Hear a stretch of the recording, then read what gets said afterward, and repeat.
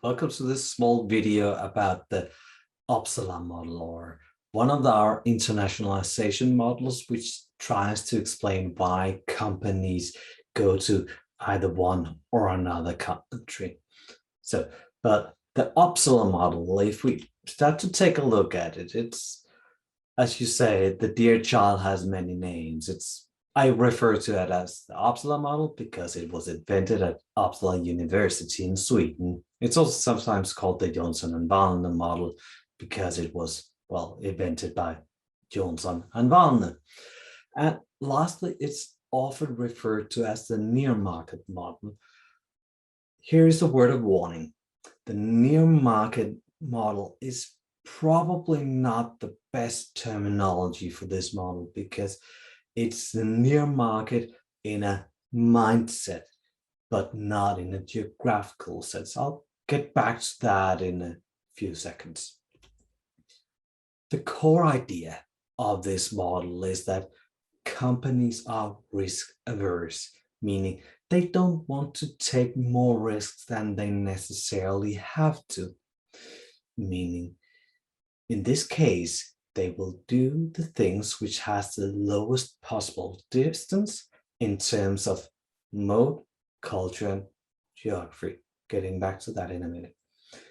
The mode means how they operate internationally, and operating internationally can be through exports. Either someone does it for you, you export directly, or you have an agent there.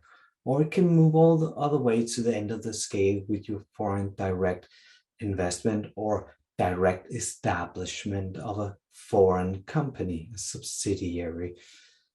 Often you would be starting with a sales subsidiary and moving on towards your production setup.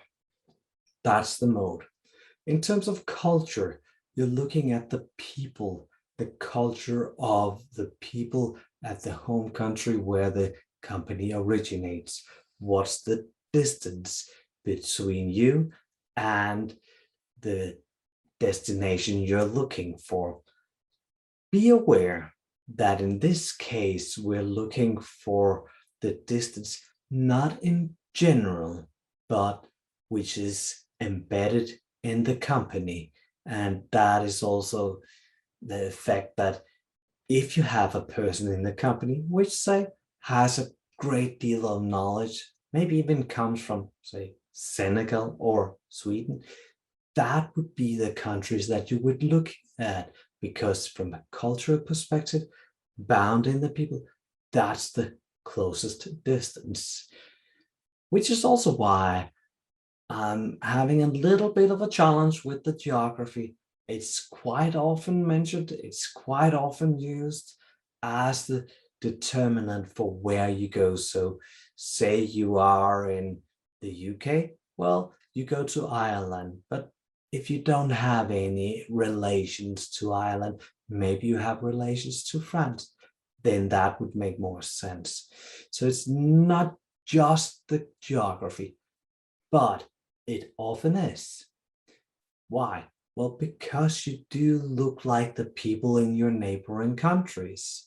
You might have been on holidays, you might have friends, you might have families across the border, and therefore it will often be geographically close by. But it's not necessarily because of geography, it's because of what's in the head of the people. So you often move from your home country over to some countries which are near you mentally, to the developing countries last, because they are the ones which has the most distance from you and therefore bear the biggest risk. Okay, so risk averse, distance as short as possible in mode and mental. Thank you for watching this small video. See you in the next one.